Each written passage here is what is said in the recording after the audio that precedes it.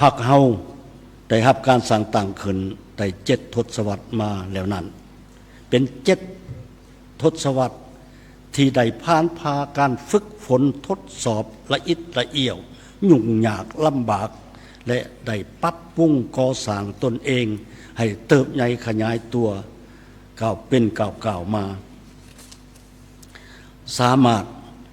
นำพาภารกิจญาติไต่ไส้สนะเป็นแต่ละบาทก้าวมาจนสร้างวิรกรรมอันสง่าราศีซึ่งได้จารึกไว้ในหน้าประวัติศาสตร์ของศาสตร์ยุคใหม่นั่นแม่นการเฮ็ดสำเร็จภารกิจต่อสู่ปลดปล่อยศาสตร์ได้อย่างสมบูรณ์ญาติเอาเอกราชอิสรภาพและความเป็นเจ้าของประเทศศาสตร์อันแท้จริง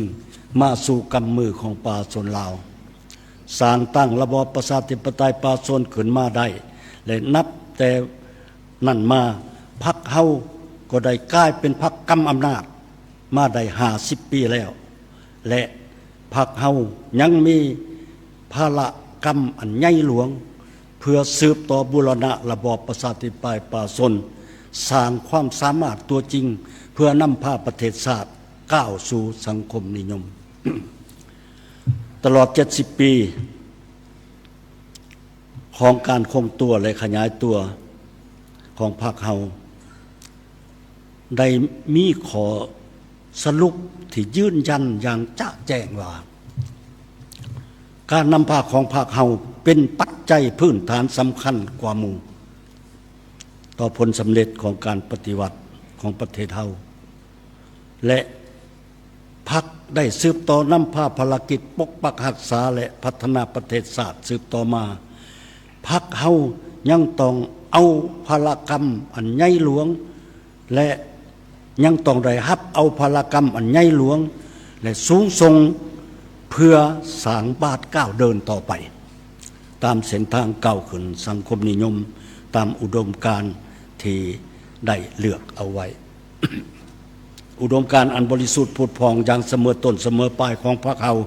ตลอด70 ปีนั้น แม้นยามใดก็จงรักภักดีต่อผลประโยชน์อันเป็นพื้นฐานของประชาชนชาวผู้ออกแรงงานลาวบรรดาเผ่าพรรคเฮาบ่มีผลประโยชน์อื่นใดนอกจากเฮ็ดทุกสิ่งทุกอย่างเพื่อความเป็นเอกราชและความเจริญรุ่งเรืองของประเทศชาติเพื่อความเป็นอิสรภาพ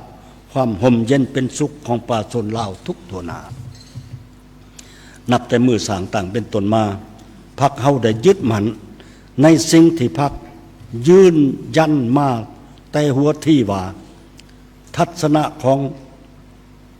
การปฏิวัติอยู่ประเทศเฮาแม้นการปฏิวัติศาสตร์ประชาธิปไตยภายใต้การนำพาของพรรคของชนชั้นกรรมกรและจุดประสงค์สุดท้ายก็แม่นยุดอยู่ในการที่ได้มาซึ่งเอกราชแห่งชาติและความเป็นประชาธิปไตยแบบใหม่เท่านั้นหากยังต้องนำพาประเทศชาติก้าวขึ้นสู่สังคมนิยมจุดหมายดังกล่าวแม่นเส้นทางที่ต้องเป็นไปของการปฏิวัติของประเทศเฮาภายใต้การนำพาของพรรคประชาชนปฏิวัติลาว